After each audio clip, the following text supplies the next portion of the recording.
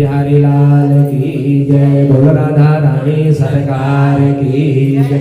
श्रीमन नारायण नारायण नारायण, श्रीमन नारायण नारायण नारायण, भज मन नारायण नारायण नारायण नारायण, लक्ष्मी नारायण नारायण नारायण, लक्ष्मी नारायण नारायण नारायण, ब्रह्मा नारायण नारायण नारायण, ब्रह्मा नारायण नारायण नारायण, लक्ष्मी नारायण नारायण नारायण, शंकर नारायण नारायण नारायण, शंकर नारायण नारायण नारायण, विष्णु नारायण नारायण नारायण, शंकर नारायण नारायण नारायण, श्रीमन नारायण नारायण नारायण, भजमन नारायण नारायण नारायण, नारायण भगवान की जय। बोल बांके बिहारी लाल की जय। कार्तिक मास के शुक्ल पक्ष की एकादशी जो मनुष्य को जो है मोक्ष प्रदान करने वाली, वैकुंठ फल प्रदान करने वाली है। 12 महीने की जितनी भी एकादशियां होती हैं, इन सब एकादशियों में भगवान श्री कृष्ण ने ही जो है भीष्म से या सारे जो है प्रश्नों का उत्तर दिया है। सारे एकादशियां इनको ही बतलाई, क्योंकि इन्होंने ही भगवान से प्रश्न किए और यही जो है भगवान ने समस्त जो एकादशी है, इन एकादशियों का जितना भी वर्णन है, यह सब जो है भीष्म को बतलाया था। तब युधिष्ठिर ने पूछा कि हे भगवान, कि हे प्रभु, आप सर्वज्ञ हैं, तीनों लोगों के स्वामी हैं, आपके मुखारबिंद से स्वयं भगवान के मुंह से यदि कोई कथा श्रवण कर ले तो उसको तो अवश्य मोक्ष प्राप्त हो जाता है, क्योंकि आपके मुखारबिंद से जो कथा श्रवण करके जो आप मोक्ष का साधन बतलाते हो। जिस तरह से आपने जो है कार्तिक मास के कृष्ण पक्ष की जो एकादशी का सुंदर जो वर्णन किया था, जो रमा नाम की एकादशी थी, जिस एकादशी के श्रवण करने से ही मनुष्य के जो पाप नष्ट हो जाते हैं और समस्त एकादशियों का फल जो है प्राप्त हो जाता है। इसीलिए कि हे प्रभु, कि हे भगवान, यह कार्तिक मास का जो शुक्ल पक्ष है, इस कार्तिक मास के शुक्ल पक्ष के जो एकादशी होती है, अब मैं आपके मुखारबिंद से उस एकादशी के महिमा का श्रवण करना चाहता हूँ। वह कौन सी एकादशी होती है, इस एकादशी में किस तरह से भगवान का पूजन करना चाहिए, कौन से भगवान का पूजन करना चाहिए और उनके पूजन करने से कौन सा फल प्राप्त होता है, यह सब आप मुझे कृपया करके बतलाने की कृपा की, क्योंकि यह जो एकादशियां हैं, इन एकादशियों की जो कथा है वह आपके मुंह से श्रवण करते हुए बड़ा आनंद प्राप्त होता है। जैसा वर्णन ब्रह्मा जी ने देवर्षि नारद मुनि को बतलाया था, वही मैं तुम्हें बतलाता हूं। देवर्षि नारद मुनि ने कहा कि हे पितामह, जिसमें धर्म कर्म में प्रवृत्ति करने वाले भगवान गोविंद जो है जागरण करते हैं, उठते हैं। यह एकादशी जो है देव उठनी और हरबोधनी एकादशी के नाम से यह जानी जाती है।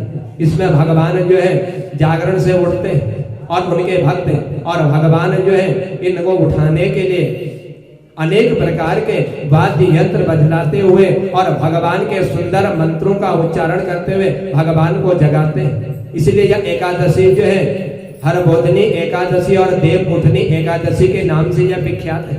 यह पापों का नाश करने वाली है, पुण्य की वृद्धि करने वाली है, उत्तम फल प्रदान करने वाली है और यह मोक्ष प्रदान करने वाली है। इस दिन भगवान के निमित्त जो भी कर्म किया जाता है, वह कर्म भगवान जो है उस व्यक्ति को अक्षय पद प्रदान करने वाले होते हैं।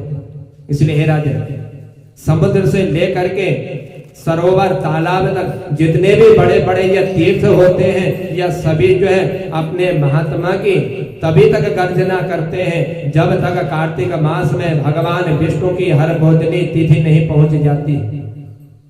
क्योंकि चातुर्मास का जो व्रत होता है वह चातुर्मास का व्रत आज ही के दिन जो है संपन्न होता है, और द्वादशी के दिन चातुर्मास व्रत का जो उद्यापन किया जाता है।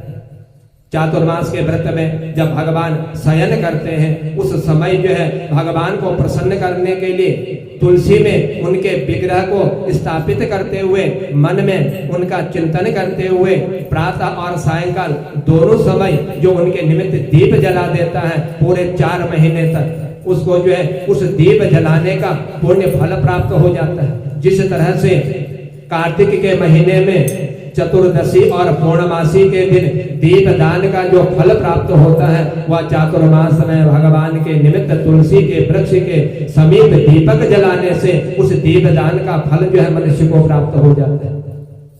या प्रबोधनी एकादशी को यदि एक समय मनुष्य उपवास कर लेता है, इसका व्रत कर लेता, भोजन नहीं करता, तो मनुष्य जो है 1000 अश्वमेध और 100 राजसूय यज्ञ के फल को जो है प्राप्त कर लेता है।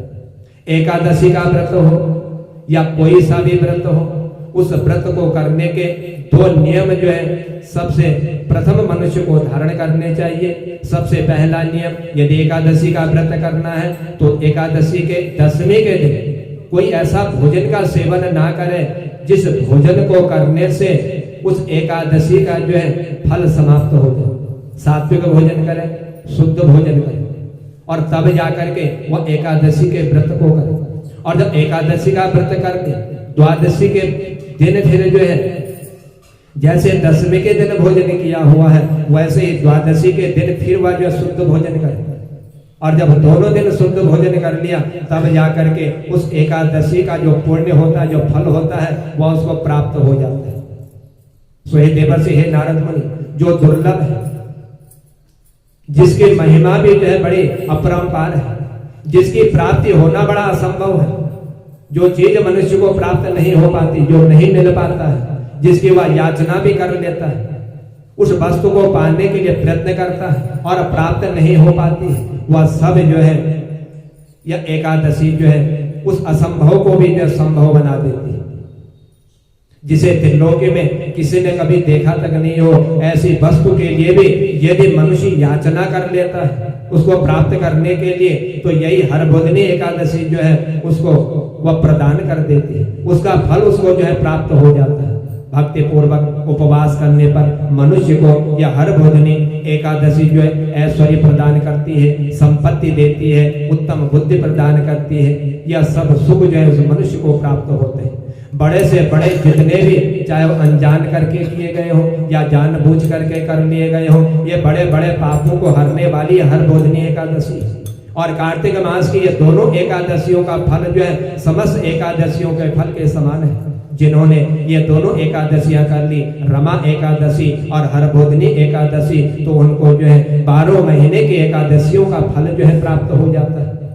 सो हे राजन, यह प्रबोधनी एकादशी जो है इसके उपवास से मनुष्य के पाप जो है भस्म हो जाते हैं। जिस तरह से प्रातः काल होते हुए सूर्य के प्रकाश से अंधेरा समाप्त हो जाता है, उसी तरह से इस एकादशी के उपवास करने से उनके पाप भस्म हो जाते हैं। पहले के हजारों जन्मों के जो पाप किए गए हो उन्हें यह हरबोधनी एकादशी जो है एकमात्र रात्रि के जागरण करने से उनको समाप्त कर देती है। जिन्होंने रात्रि में जागरण कर लिया, भगवान का भजन कीर्तन सत्संग कर लिया, वह सब यह जो समाप्त कर देती है और उसका उत्तम फल जिनको प्राप्त हो जाता है। जो लोग हरबोधनी एकादशी के दिन अपने मन में भगवान का ध्यान करते हैं और भगवान का चिंतन करते हुए इस एकादशी के व्रत का अनुष्ठान करते हैं, यदि उनके पितर भी यदि नरकवासी हो, नरकों में पहुंच गए हो, वहां दुख भोग रहे हो या प्रेत योनि में पड़े हुए हो, तो उनको भी जो है उन दुखों से छुटकारा प्राप्त दिला देते हैं और वह भी जो है भगवान के परम धाम को जो है प्राप्त हो जाते हैं। सो हे ब्राह्मण, हे देवर्षि, हे नारद मुनि, अश्वमेध आदि जितने भी बड़े से बड़े यज्ञ होते हैं, इन यज्ञों के द्वारा जो फल प्राप्त होता है वह फल जो है या एकादशी से मनुष्य को सरलता से प्राप्त हो जाता है। हरबोधनी एकादशी के दिन जागरण करने से मनुष्य को उनकी समस्त मनोकामना यह पूर्ण कर देती है। संपूर्ण तीर्थों में जाकर के स्नान करते हुए स्वर्ण और पृथ्वी दान करने से जो फल प्राप्त होता है वह मात्र जो है इस एकादशी के दिन भगवान के निमित्त जागरण करने से मनुष्य को जो प्राप्त हो जाता है। जिस तरह से मनुष्य का जन्म अनिवार्य है और जन्म लेने के बाद उसकी मृत्यु जो भी वो भी निश्चित है।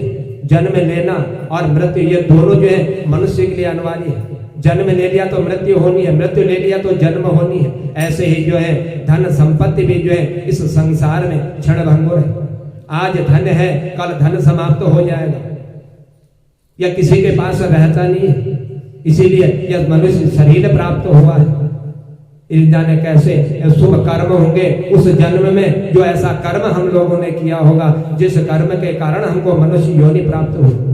और इस मनुष्य योनि प्राप्त करके भी यदि शुभ कर्म नहीं किए तो शरीर समाप्त होने पर किसी को मालूम नहीं कि अगला जन्म कौन सा प्राप्त होगा, किस योनि में जन्म लेंगे।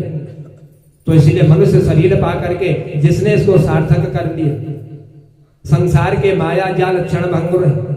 जैसे रात्रि में सोते वक्त स्वप्न आता है, प्रातः काल होते ही स्वप्न का ही पता ही नहीं चलता है कि रात्रि में स्वप्न में क्या देखा था। उसी तरह से धन संपत्ति या माया जितनी भी है यह सब कुछ जो है समाप्त हो जाती है। ऐसा समझ करके जो एकादशी के इस व्रत को करते हैं उन मनुष्यों को जो है यह पुण्य फल प्रदान करती है। तीनों लोगों में जो कोई भी तीर्थ संभव हो, जो भी तीर्थ मिल जाए वे सब जो है इस हर बोधनी एकादशी के व्रत करने वाले मनुष्यों के घर में जो है विराजमान हो जाते हैं। जितनी बड़ी बड़ी नदियां यह सब, लेकिन भगवान के निमित्त जो भी कर्म किया जाता हो उस कर्म में जो है सबसे पहले भगवान के प्रति श्रद्धा होनी चाहिए। अपना मन भगवान में एकाग्र चित्त होना चाहिए। संसार की कामनाओं को हटा करके भगवान में मन लगा करके जो रात्रि भर जागरण कर लेता है तो यह हर बोधनी एकादशी उसकी सारी मनोकामनाओं को पूर्ण कर देती है। यह एकादशी पुत्र और पौत्र प्रदान करने वाली है। जो हर बोधनी एकादशी को उपवास कर लेता है वही जो है सबसे बड़ा ज्ञानी, सबसे बड़ा योगी माना जाता है। वह तपस्वी, उसने जो है सब वस्तुओं को अपने वश में करते हुए भगवान की आराधना में वह संलग्न रहता है और उसी को जो है भोग और यह मोक्ष जो है प्रदान करने वाली यह हर बोधनी एकादशी होती है। इस एकादशी में किया हुआ जितना भी कर्म होता है वह कभी भी जो है क्षीण नहीं होता। और इस एकादशी के व्रत करने वाले मनुष्य जितने भी हैं जो कार्तिक का व्रत करते हैं, पूर्ण महीना, एक महीना जो कार्तिक का व्रत करते हैं, यदि उस कार्तिक व्रत करने वाले, एकादशी व्रत करने वाले किसी पापी मनुष्य के संपर्क में भी यदि एक क्षण भर के लिए भी यदि पहुंच जाते हैं तो उसका पूरा वर्ष का किया हुआ जितना भी पुण्य होता है यह सारा पुण्य जो है उसका समाप्त हो जाता है और उनके पाप जो है वह उजागर होने लग जाते हैं। इसीलिए कार्तिक व्रत करने वाले, एकादशी के व्रत करने वाले मनुष्य को अपने मन में यह विचार करना चाहिए कि हमें जो है उन लोगों का संपर्क नहीं करना है जो पाप बुद्धि वाले हो, जो एक दूसरे की बुराई करते हो। उनके संपर्क में भी आने वाला कार्तिक मास के व्रत करने वाले के जो है उनको भी उनके पाप जो है उजागर होने लग जाते हैं, पुण्य जो है क्षीण हो जाते हैं। और एकादशी के विशेष करके जो इस एकादशी के व्रत करते हैं, इन एकादशी के व्रत में जितना भी हो सके मनुष्य को अपने मन में यह विचार करना चाहिए कि आज के दिन मेरे द्वारा किसी भी पेड़ का एक पत्ता तक नहीं मेरे हाथ से टूटना चाहिए, क्योंकि एकादशी जो पुण्य देने वाली है। यदि एकादशी के दिन यदि किसी के द्वारा एक पेड़ का पत्ता भी यदि टूट जाता है तो उस एकादशी का पुण्य सब समाप्त हो जाता है, उसका फल प्राप्त नहीं होता। यह जो है 100 जन्मों के पापों को जो है समाप्त करने वाली है। इस व्रत के द्वारा एक देवेश्वर जनार्दन भगवान संतुष्ट होकर के मनुष्य के संपूर्ण दिशाओं को अपने तेज से प्रकाशित करता हुआ वह भगवान श्री हरि के वैकुंठ धाम में जाने का मार्ग सुलभ कर देता है।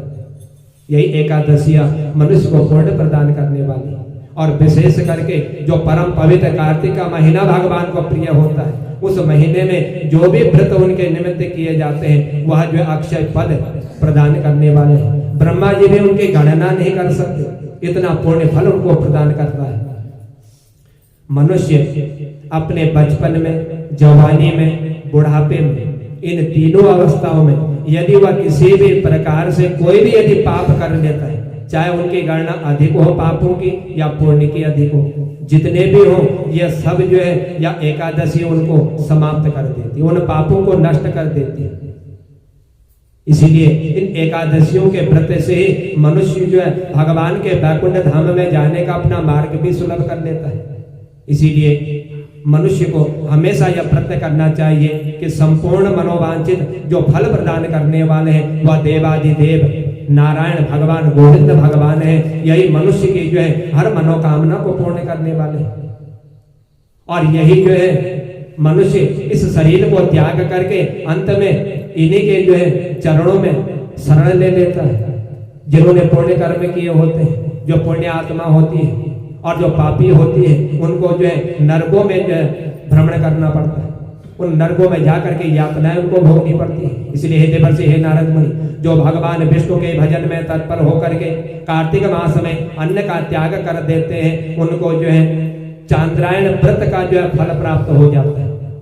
और जो प्रतिदिन शास्त्रों के द्वारा उनकी चर्चा करते हैं, भगवान की सत्संग करते हैं, भजन कीर्तन आदि कर्म करते हैं, इन सब के द्वारा वह कार्तिक के पूर्ण महीने को व्यतीत करते हैं, वह मनुष्य जो है अपने जन्मों के जितने भी पाप होते हैं उन पापों को धो डालते हैं और 10,000 यज्ञों के फल को प्राप्त हुआ कर लेते हैं। इतना पुण्य जो है इस कार्तिक के मास में मनुष्य को प्राप्त हो जाता है। कार्तिक के महीने में कार्तिक की कथा श्रवण करना, भगवान की कथा श्रवण करना, भगवान के आधे श्लोक का भी चिंतन कर लेना और भगवान के द्वादशाक्षर मंत्र ओम नमो भगवते वासुदेवाय, इस मंत्र का जप करने से भी मनुष्य के पाप जो है समाप्त हो जाते हैं और भगवान को इनके द्वारा अपने भक्त को जो है बहुत ही संतोष प्राप्त होता है। जो भगवान के निमित्त ऐसा कर्म करते हैं उन्हें यज्ञ दान जब आदि से उतनी जो है प्रसन्नता नहीं होती, उन्हें प्रसन्न भगवान नहीं होते हैं जितना शुभ कर्म पारायण पुरुष कार्तिक मास में एक या आधे श्लोक का भी यदि भगवान का जो है चिंतन कर लेता है, पढ़ लेता है, वह फल जो उसको प्राप्त हो जाता है। उसके बाद उस व्यक्ति को ना तो दान देने की आवश्यकता है, ना फिर कोई कर्म करने की आवश्यकता है, जिसने आधे श्लोक भी भगवान का चिंतन कर लिया। सो हे राजन, इस कार्तिक के महीने में केशव भगवान के सामने शास्त्रों का अध्ययन करना, उनका श्रवण करना, उनकी कथा सुनना, यह सब जो है मनुष्य को उत्तम फल देने वाली है। जो कार्तिक के महीने में कल्याण प्राप्ति के लिए लोभ के द्वारा श्री हरि कथा का जो है प्रबंध करता है, भगवान के कथा का जो श्रवण करता है, वह अपनी जो है 100 पीढ़ियों को जो है तार देता है, 100 पीढ़ियों का उद्धार कर देता है। जो मनुष्य सदा नियम पूर्वक कार्तिक मास में भगवान विष्णु की कथा का जो श्रवण करते हैं उनको जो है सहस्र गोदान का फल जो है प्राप्त हो जाता है। यही प्रबोधनी एकादशी के दिन भगवान विष्णु की कथा श्रवण करने से मनुष्यों को जो है 7 द्वीप के बराबर जो भूमि का दान किया जाता है, उस भूमि के दान का फल उसको जो है प्राप्त हो जाता है। इसलिए हे राजा, जितना भी हो सके इस कार्तिक मास में मनुष्य को अपने धर्म का पालन करते हुए, इस शरीर को सार्थक बनाते हुए भगवान की हरि चर्चा में अपना समय जो है व्यतीत करना चाहिए। इसलिए हे नारद, जो मनुष्य इस परम पवित्र कार्तिक मास में भगवान के संबंधित जितने भी सत्संग हो, भजन हो, कीर्तन हो या कथा श्रवण हो, इन सबको जो कर लेता है, इनमें अपना समय जो व्यतीत कर देता है, इस संसार में उस व्यक्ति की पुनरावृत्ति नहीं होती है, अर्थात जन्म और मृत्यु के बंधन से भी उसको मुक्ति प्राप्त हो जाती है। वह भगवान गोविंद के ही परम वैकुंठ धाम में जो है वह निवास करने लग जाता है। जो पुण्यात्मा पुरुष भगवान के समक्ष गायन नृत्य वाद्य आदि कर्म करते हैं, भगवान की कथा श्रवण करते हैं, वह तीनों लोगों के ऊपर जो है विराजमान हो जाता है। ऐसा ऐसा भगवान के इन कथाओं का श्रवण करने का फल जो है मनुष्य को प्राप्त हो जाता है। इसलिए हे राजन, कार्तिक के महीने की हर बोधनी एकादशी के दिन जो है बहुत से फल फूल कपूर कुमकुम के द्वारा भगवान श्री हरि की जो है पूजा करनी चाहिए। एकादशी आने पर धन की कमी नहीं करनी चाहिए, क्योंकि जो धन की कमी करता है, धन की कमी करते हुए भगवान के पूजन की सामग्री को लेकर के आता है, तो उस व्यक्ति को जो उस पूजा का उतना फल प्राप्त नहीं होता, उसको पुण्य प्राप्त नहीं हो पाता। इसलिए किसी भी व्रत की पूजा करने में धन की कोई कंजूसी नहीं करनी चाहिए, क्योंकि दान जो है असंख्य पुण्य को देने वाला है।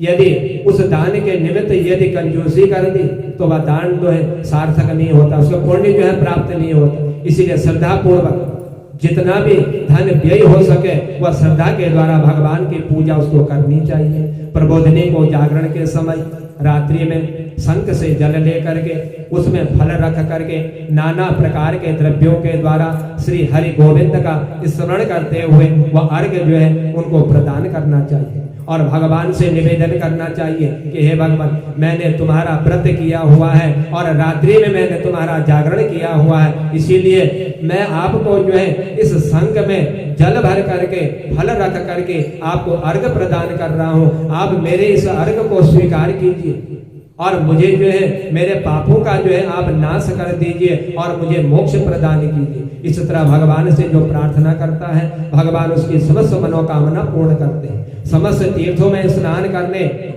और अनेकों प्रकार के दान करने से जो फल मनुष्य को प्राप्त होता है वह हर बोधनी एकादशी को भगवान को अर्घ देने से करोड़ों गुना जो है प्राप्त हो जाता है। शंख के जल से अर्घ देने पर भगवान बड़े प्रसन्न होते हैं और भगवान शंकर को कभी भी शंख के जल से अर्घ नहीं दिया जाता, क्योंकि भगवान शंकर ने शंख नाम के दैत्य का जो है वध किया था। इसलिए भगवान को शंख का जल जो है निषेध है और भगवान विष्णु को शंख का जल देने से जो है हजारों यज्ञों का फल जो है प्राप्त हो जाता है। सो हे नारद, उसके पश्चात भगवान को जो है वस्त्रों से आच्छादन करे, अनेक प्रकार के वस्त्र उनको चढ़ाए और दक्षिणा के द्वारा भगवान विष्णु की प्रसन्नता के लिए गुरु की पूजा करें। जो मनुष्य इस दिन श्रीमद् भागवत की कथा का या पुराण का पाठ करता है उसको एक एक अक्षर पर जो है उस पुराण के कपिला नाम की गाय के गोदान का फल जो है प्राप्त हो जाता है। तो हे राजन, कार्तिक में मनुष्य अपनी शक्ति के अनुसार अपनी रीति के अनुसार वैष्णव व्रत यानी एकादशी का जो व्रत है इस एकादशी का उसको पालन करना चाहिए जितनी अपनी सामर्थ्य हो सके। और जिसने इस एकादशियों का अपनी सामर्थ्य के अनुसार अपने धर्म के अनुसार इनका पालन कर लिया उन मनुष्यों की संसार में फिर जो है उनके जन्म नहीं होता, उनको मुक्ति प्राप्त हो जाती है। केतकी के पत्ते और फूल से जो भगवान गरुड़ ध्वज का जो है पूजन कर लेता है वह 1000 वर्ष तक जो है भगवान उसे प्रसन्न होकर के उसको मोक्ष प्रदान कर देते हैं। सो हे नारद मुनि, जो अगस्त्य के फूल से भगवान जनार्दन का पूजन करते हैं उनके दर्शन मात्र से ही जो है इस मनुष्य जब वो शरीर को त्याग देता है तो उनको जो नरकों का भय नहीं होता। जब वह नरकों के दर्शन करता है तो उन नरकों की आग भी जो है बुझ जाती है। इसलिए हे नारद, जो कार्तिक के महीने में भगवान जनार्दन को तुलसी का एक भी पत्ता अर्पण कर देता है उसके जन्म जन्म के चाहे अनजाने में हो चाहे जानबूझ करके किए गए हो यह समस्त पाप जो है नष्ट हो जाते हैं। प्रतिदिन भगवान का दर्शन करना, स्पर्श करना, भगवान का ध्यान करना, भगवान के नाम का चिंतन करना, भगवान का कीर्तन करना और तुलसी वृक्ष की सेवा करना, उसको जल देना, नित्य पूजन करना, नमस्कार करना, ये जो है भगवान की 9 भक्तियां होती हैं। जिन्होंने भगवान के 9 भक्ति कर ली उसको जो है सहस्र कोटि यज्ञों का फल उनका पुण्य जो है उनको प्राप्त हो जाता है। सो हे राजन, जिसका विस्तार जो है देवता लोग भी नहीं बतला सकते, जिसका वर्णन देवता लोग भी नहीं कर पाते हैं, इतना पुण्य को देने वाला या कार्तिक मास में किया हुआ भगवान के समीप कर्म के द्वारा मनुष्य को प्राप्त हो जाता है। इसलिए हे नारद, यदि कोई फूल ना मिल पाए जो भगवान को अत्यंत प्रिय है उसके स्थान पर यदि उसने श्रद्धा पूर्वक एक भी तुलसी का पत्ता यदि भगवान को अर्पण कर लिया और समस्त फूलों के चढ़ाने का फल जो है उस व्यक्ति को प्राप्त हो जाता है।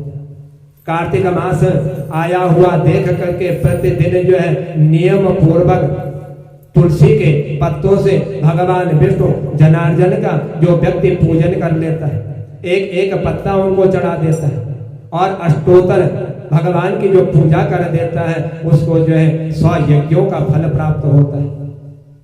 इसलिए हे देवर्षि, हे नारद मुनि, या जितने भी दान हैं, जितने भी पुण्य हैं, या मनुष्य को अवश्य प्राप्त होते हैं। लेकिन श्रद्धा से किया हुआ जितना भी कर्म होता है वह श्रद्धा से किया हुआ कर्म जो है मनुष्य को अवश्य पुण्य प्रदान करने वाला है, और अश्रद्धा से किया हुआ जो कर्म होता है उस कर्म का फल नहीं मिल पाता, वह कर्म सब जो है क्षीण हो जाते हैं। इसलिए कार्तिक मास में तुलसी दल से भगवान की पूजा करने से मनुष्य को जो है समस्त मनोकामनाएं पूर्ण होती हैं और हर वस्तु की जो है फल की इच्छा जो उसको प्राप्त हो जाती है। और एक तुलसी के पत्ते से भगवान जो है बड़े प्रसन्न होते हैं और अपने भक्त को जो है मन वांछित फल जो है प्रदान करने वाले होते हैं। इसीलिए यह मनुष्य शरीर जो प्राप्त हुआ है, इस मनुष्य शरीर को सार्थक बनाने के लिए जिस लिए यह शरीर प्राप्त हुआ है, यदि उस तरह से इस शरीर को सार्थक बना लिया, भगवान की भक्ति कर ली, तो उसके अलावा फिर यदि हमने ये जन्म यदि सुधार लिया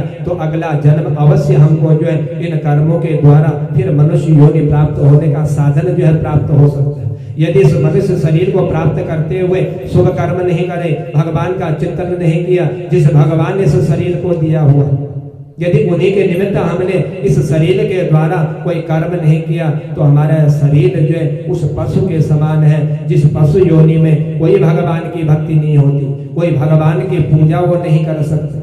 यह शरीर भी जो है पशु के समान है। इसलिए अपने इस शरीर को सार्थक बनाने के लिए जितना भी हो भगवान का भजन कीर्तन सत्संग कर्म करना चाहिए। उन्हीं के द्वारा यह शरीर जो है सार्थक होता है, समस्त पाप जो है नष्ट हो जाते हैं और इस लोक में वह सुख भोग करके वह वैकुंठ जाने का जो है मार्ग सुलभ कर लेता है। सो हे राजन, यही जो है यह हरबोधनी एकादशी मनुष्य के जो है समस्त पापों को हरण करने वाली और मोक्ष प्रदान करने वाली है। नियम पूर्वक यदि जो भगवान का पूजन कर लेते हैं तो उस संसार में पुनर्जन्म नहीं होता, जन्म मृत्यु के बंधन से भी जो है उसको मुक्ति प्राप्त हो जाती है। इस तरह से कार्तिक में किया हुआ जो भी कर्म है वह जो अक्षय पद को देने वाला है। कार्तिक के महीने में भगवान की कथा का श्रवण करने से भी मनुष्य को जो है समस्त मनोकामनाएं पूर्ण हो जाती है, वह वैकुंठवासी हो जाता है। इसीलिए हे देवर्षि, हे नारद मुनि, यह मैंने आपको कार्तिक के महीने में जितने भी जो है भगवान को प्रसन्न करने के जो भी साधन बतलाए हैं, यदि मनुष्य जो है श्रद्धा युक्त होकर के इन कर्मों को कर लेता है तो उनका जीवन जो है सफल हो जाता है। और शरीर को त्याग करके यदि शुभ कर्म हो तो उन कर्मों के द्वारा पुनः जो है मनुष्य योनि प्राप्त होने का वह साधन बना लेता है। 84 लाख योनि में बड़ी दुर्लभ जो है यह मनुष्य योनि होती है। न जाने कितने शुभ कर्म करने पड़ते हैं इस योनि में आने के लिए, इस शरीर को प्राप्त करने के लिए, और यदि प्राप्त करके भी शुभ कर्म नहीं किया तो फिर न जाने किस योनि में जन्म लेना पड़ा। उस योनि में जन्म लेकर के ना तो भगवान का भजन कीर्तन, ना कोई दान पुण्य, कोई कर्म मनुष्य को करने के लिए जो है अवसर प्राप्त नहीं होता। इसलिए संसार में यह शरीर जो है क्षण भंगुर है, कब समाप्त हो जाए, कब चला जाए किसी को पता नहीं। जन्म और मृत्यु कभी जो है बतला करके नहीं आती, कब आ जाए, कब यह शरीर समाप्त हो जाए। इसलिए जितना भी हो भगवान के निमित्त जो है पुण्य कर्म करना चाहिए, जिसके द्वारा यह हमारा शरीर जो है उत्तम गति को जो है प्राप्त कर सके। बोल भाग्य बिहारी लाल की, बोल राधा रानी सरकार की जय।